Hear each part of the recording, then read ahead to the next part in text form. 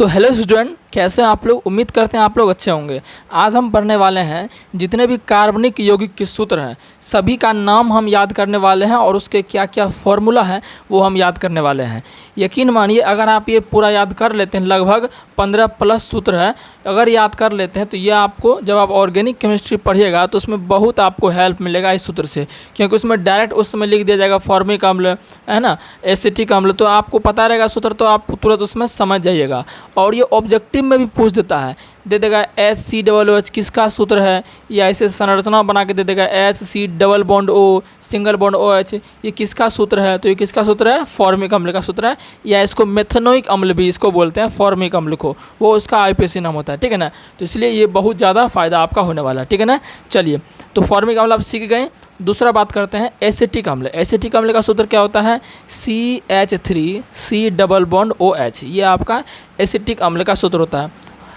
इसको आपको ऐसे दे सकता है CH3C डबल बॉन्ड OH, या तो ऐसे लिखा रहेगा एग्जाम में या तो ऐसे लिखा रहेगा, बात एक ही है, बस यहाँ पर सूत्र में लिखा हुआ है और इसको यहाँ पर संरचना बना के दे देता है ना, तो एक ही बात है, कोई अलग अलग नहीं है, बस आप 2-3 बार देखिएगा तो याद आपको हो जाएगा।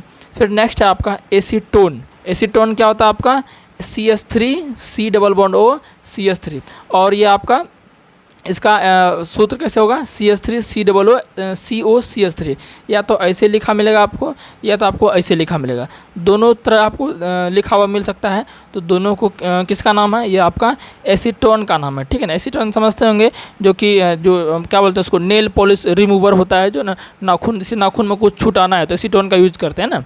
चलिए, ऑक्सैलिक अम्ल का सूत्र क्या होता है, आपको पता है कि टमाटर में क्या होता है, ऑक्सैलिक अम्ल होता है, C double bond OH single bond C double OH, ऐसे आपको लिखल मिलेगा, बोलेगा ये किसका सूत्र है, तो ऑक्सैलिक अम्ल का सूत्र है, या तो आपको ऐसे लिखा मिल सकता है, एक ही बात है, सिंगल बॉन्ड बस यहाँ पर दे दिया, ऐसे सीधा लिख दिया, एक ही बात है, ठीक है ना। चलिए, फिर है मेलोनिक अम्ल। क्या है मेलोनिक अम्ल, मेलोनिक अम्ल का क्या सूत्र होता है, C डबल बॉन्ड OH। देखिए यहाँ पर थोड़ा सा देखिएगा कि इसके बीच में जो आपको डॉट दिख रहा है यहाँ पर, या जो एकदम डॉट दिख रहा है, मैं आपको थोड़ा दिखाना चाहूँ, 1 मिनट रुकिएगा आप। यहाँ देखिए आपको डॉट दिख रहा होगा, यहाँ पर डॉट दिख रहा है, इसका मतलब ये है कि यहाँ पर एक कार्बन है, यहाँ पर क्या एक कार्बन, ये बात ध्यान रखिएगा, ये कंकाल रूप में लिखा हुआ है। आपको पता है नहीं, कार्बन को बहुत तरीके से, जो कार्बन के यौगिक है ये सब क्या है, सब कार्बन के यौगिक ही है, पता है ना। तो इनको बहुत तरह से लिखा जाता है, सबसे आसान तरीका होता है इनको इस तरह से लिखना, कंकाल रूप में लिखना, ठीक है ना। तो यहाँ पर जहाँ जहाँ डॉट दिखेगा वहाँ कार्बन है, तो इस तरह से इसमें कितने कार्बन है, 3 कार्बन है। देखिए इसको ऐसे ही लिखा जाता है संरचना बना के, तो एक ही बात है, और इसका नाम क्या है, मेलोनिक अम्ल। उसी तरह दूसरा आपका है सक्किनिक अम्ल। सीधा पूछेगा कि सक्किनिक अम्ल का सूत्र क्या होता है, क्या सक्किनिक अम्ल का सूत्र क्या होता है, देख लीजिए आप, क्या है, C डबल बॉन्ड OH, फिर देखिए यहाँ पर एक आया है, यहाँ पर डॉट आया तो यहाँ पर भी एक क्या कार्बन है, यहाँ पर भी क्या है, कार्बन है, फिर यहाँ डॉट आया, यहाँ पर भी एक क्या है, कार्बन है, फिर यहाँ इसके तो यही जुड़ा हुआ है। तो देख लीजिए कितना कार्बन हो गया, 1 कार्बन 2 कार्बन 3 कार्बन 4 कार्बन। तो ये जो ऐसा संरचना दिख रहा है आपको, ये किसका सूत्र है, ये आपका सक्किनिक अम्ल का सूत्र है, या इसको ऐसे लिखा जा सकता है ना, C4, 4 को 4 है, बाकी H आप गिन लीजिएगा। तो दोनों आप याद रख लीजिए, बेहतर होगा। हम तो कहते हैं संरचना अगर याद है तो ऐसे ही याद हो जाएगा, ठीक है ना। नेक्स्ट देखते हैं, तो नेक्स्ट है आपका ग्लूटेरिक अम्ल। ग्लूटेरिक अम्ल देखिए क्या सूत्र होता है, C डबल बॉन्ड H, ये देखिए यहाँ पर एक कार्बन है, यहाँ पर एक कार्बन है, यहाँ पर एक कार्बन है, और यहाँ पर तो ये खुद है। तो ये जो संरचना आपको दिख रहा है इसमें 5 कार्बन है, 1 2 3 4, एक ये खुद 5, तो 5 कार्बन है, और हाइड्रोजन 8 गो है, ऑक्सीजन 4 गो है, 2 2 4 ऑक्सीजन, 2 हाइड्रोजन। अब बोलो सर यहाँ तो 8 हाइड्रोजन है, बाकी यहाँ जो कार्बन है इन सब में हाइड्रोजन जुड़ेगा ना तो पुर जाता है 8 गो हाइड्रोजन, ठीक है ना। तो C5H8O4 ये आपका ग्लूटेरिक अम्ल का फॉर्मूला हो गया, ठीक है ना। अब बात करते हैं एडिपिक अम्ल का फॉर्मूला। ये क्या होता है, C डबल बॉन्ड O, इसके बीच में देखिए 4 गो आपका कार्बन आएगा, 1 कार्बन यहाँ, 1 कार्बन यहाँ, 1 कार्बन यहाँ, 1 कार्बन यहाँ, और ये खुद आपका, यानी कि 1 2 कार्बन 3 4 5 6, यानी कि जहाँ जहाँ डॉट वहाँ वहाँ कार्बन। तो C6H 10 गो होता है, O आपका 4 गो होता है। तो ये आपका एडिपिक अम्ल का सूत्र हो गया, सब आपको याद रखना है, ठीक है ना। फिर आपका है लैक्टिक अम्ल। लैक्टिक अम्ल पता है आपको, दही जो खाते हैं खट्टा लगता है, उसमें क्या होता है, लैक्टिक अम्ल होता है। तो लैक्टिक अम्ल का देखिए ये सूत्र होता है, ऐसा संरचना दे देगा, बोलेगा यह किस किस संरचना है, तो ये आपका लैक्टिक अम्ल की संरचना है। देखिए यहाँ पर देखिए ऊपर C डबल बॉन्ड OH रहेगा, इसके नीचे CH3, साइड में H और H। देखिए यहाँ पर जो आपको दिख रहा है डॉट, यहाँ पर क्या आपका है, कार्बन है। क्या है, कार्बन है। तो एक कार्बन, दो कार्बन, तीन कार्बन, तो तीन कार्बन है, H 6 गो, 1 2 2 3 5 1 6, और O 3 गो, 1 O 2 गो, 3 गो। तो ऐसे भी लिख लीजिए या ऐसे लिख लीजिए, बात एक ही है, ठीक है ना। अब एक आपका है मीजो-टार्टरिक अम्ल। क्या है, मीजो-टार्टरिक अम्ल। मीजो-टार्टरिक अम्ल का जो फॉर्मूला होता है आप देख सकते हैं कुछ इस तरह से होता है। C डबल बॉन्ड O ऊपर भी रहेगा और नीचे भी रहेगा, साइड में 2 2 H, साइड में 2 2 OH। तो यहाँ पर देखिए, यहाँ पर डॉट है तो कार्बन होगा, यहाँ पर डॉट है तो कार्बन होगा। तो टोटल क्या कार्बन, 4 कार्बन, 1 कार्बन, 2 कार्बन, यहाँ 3 कार्बन, 4 कार्बन, बाकी आप गिन सकते हैं, ये आपका पूरा जाएगा। तो C4H6O6 ये किसका सूत्र है, मीजो-टार्टरिक अम्ल का सूत्र है। आइए नेक्स्ट देखते हैं। अब आपका नेक्स्ट है 11 नंबर, फिनॉल का सूत्र। फिनॉल का सूत्र क्या होता है, देखिए ये जो आपको दिख रहा है ना, जो पूरा दिख रहा है ऐसे करके चकुट्टा टाइप का है, इसको बोलते हैं बेंजीन। क्या बोलते हैं, बेंजीन इसको बोलते हैं। अब इसके ऊपर क्या लगा दिए हैं, OH लगा दिए। क्या लगा दिए, OH लगा दिए। तो ध्यान रखिएगा, इसका पूरा नाम क्या है, ये आपको ध्यान रखना पड़ेगा। ऐसे तो बनाया है, थोड़ा मैं ऐसे कीजिएगा, ऐसे कीजिएगा, फिर ऐसे, फिर ऐसे, ऐसे और ऐसे। और यहाँ क्या करना है, एगो रास्ता छोड़ के एगो डबल बॉन्ड, मान चलिए यहाँ आप डबल बॉन्ड देंगे तो ये छोड़ना पड़ेगा, यहाँ डबल बॉन्ड देना पड़ेगा। अब यहाँ दे दिया तो ये रास्ता छोड़ के यहाँ डबल बॉन्ड देना पड़ेगा। तो ये जो हम संरचना बनाया है ना, इसको बच्चों बोलते हैं बेंजीन। क्या बोलते हैं, बेंजीन बोलते हैं। तो वही यहाँ पर ये बेंजीन है, बेंजीन के ऊपर आपका OH है। तो ध्यान रखिएगा, बेंजीन के ऊपर अगर OH हो तो उसको बोलते हैं फिनॉल। क्या बोलते हैं, फिनॉल। आप सुने भी होंगे, घर में इसका यूज़ होता है साफ़ सफाई करने में, घरों की साफ़ सफाई करने में। तो फिनॉल इसका सूत्र हो गया।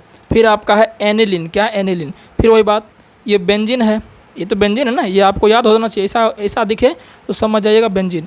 इसके ऊपर क्या है आपके बार, NH2 है। बच्चों NH2 को बोलते हैं एमीन ग्रुप। क्या बोलते हैं, एमीन ग्रुप बोलते हैं, एमीन। तो अगर बेंजीन के ऊपर एमीन हो या अमाइन हो, उसे क्या बोलेंगे, एनिलीन बोलेंगे। क्या बोलेंगे, एनिलीन बोलेंगे। समझ गए ना। नेक्स्ट आपका है टोलुइन। क्या है, टोलुइन है। टोलुइन क्या आपका, फिर वही बेंजीन के ऊपर CH3 हो, बेंजीन के ऊपर क्या हो, CH3 हो। CH3 का मतलब होता है मिथाइल। क्या होता है, मिथाइल। तो अगर बेंजीन के ऊपर मिथाइल ग्रुप हो तो उसे क्या बोलेंगे, टोलुइन बोलेंगे। क्या बोलेंगे, टोलुइन बोलेंगे। चलिए, तो इतना समझ चुके हैं, आगे देखते हैं। फिर आपका है पिक्रिक अम्ल। पिक्रिक अम्ल का सूत्र क्या होता है, ये जो पूरा है ये आपका पिक्रिक अम्ल का फॉर्मूला होता है। क्या है, बेंजीन तो है, क्या है, ये पूरा क्या है, बेंजीन है। बेंजीन के ऊपर OH है, बेंजीन के ऊपर क्या है, OH है। अब देखिए OH के साइड साइड, इधर भी साइड में, इधर भी साइड में, साइड साइड क्या है, ये आपका NO2, इसको बोलते हैं ऑर्थो। क्या बोलते हैं, ऑर्थो। यानी कि जो आप, ये आपका क्रियाशील समूह है। क्या है, अल्कोहल क्रियाशील समूह है। तो इसमें इसके साइड साइड पैरा में अगर NO2 रहे, और सॉरी ऑर्थो में NO2 रहे और पैरा में NO2 रहे, तो उसको बोलेंगे पिक्रिक एसिड। समझ गए ना। ऑर्थो बच्चों क्या होता है, किसी भी क्रियाशील समूह के साइड साइड जो रहता है ना, उसे कहते हैं ऑर्थो। और एक छोर के जो गैप आएगा उसे बोलते हैं पैरा। ये सब आपको पढ़ाया जाएगा जब आप कार्बनिक यौगिक पढ़ेंगे। फिलहाल आपको चिंता नहीं करना, ये सब आप पढ़वे करेंगे। तो ये सूत्र आपका हो गया पिक्रिक अम्ल का। नेक्स्ट बच्चों आपका सैलिसिलिक एसिड। क्या है, सैलिसिलिक एसिड। सैलिसिलिक एसिड का फॉर्मूला ये होता है, बेंजीन के ऊपर OH और OH के साइड में COOH। COOH को कार्बोक्सिलिक अम्ल बोलते हैं, OH को अल्कोहल बोलते हैं। तो ये आपका सैलिसिलिक अम्ल का ऐसा सूत्र होता है, संरचना होता है। फिर बच्चों आपका आता है सिनेमिक अम्ल। क्या आता है, सिनेमिक अम्ल। सिनेमिक अम्ल क्या है, इसमें बस कुछ नहीं है, वही बेंजीन है। बेंजीन के ऊपर क्या रहता है बच्चों, इस पर रहता है आपका अल्काइल ग्रुप रहता है। क्या रहता है, अल्काइल ग्रुप। उनमें से भी आपका डबल बॉन्ड यानी कि एल्किन, देखिए डबल बॉन्ड जहाँ आ जाता है उसको बोलते हैं एल्किन ग्रुप। तो ऐसा रहेगा CH double bond CH single bond COOH। तो ये आपका क्या है, सिनेमिक अम्ल। थोड़ा सा बड़ा है, लेकिन अगर आप 2-3 बार देखेंगे, लिखेंगे कॉपी पर, तो आपको अच्छे से याद हो जाएगा। फिर आपका है एस्पिरिन। आपको पता है कि एस्पिरिन एक दवा भी होता है ना। तो एस्पिरिन का सूत्र क्या होता है, बेंजीन के ऊपर कीटोन समूह। बेंजीन के ऊपर कीटोन समूह, सिंगल बॉन्ड हो, या आपका कीटोन समूह का दर्शाता है C डबल बॉन्ड हो। तो ध्यान रखिएगा, ऐसा अगर रहे तो आपका एस्पिरिन। जो भी आपको हार्ड लगे ना, उसको 2-3 बार लिख लीजिएगा, तो अपने वो आपको याद हो जाएगा अच्छी तरीके से।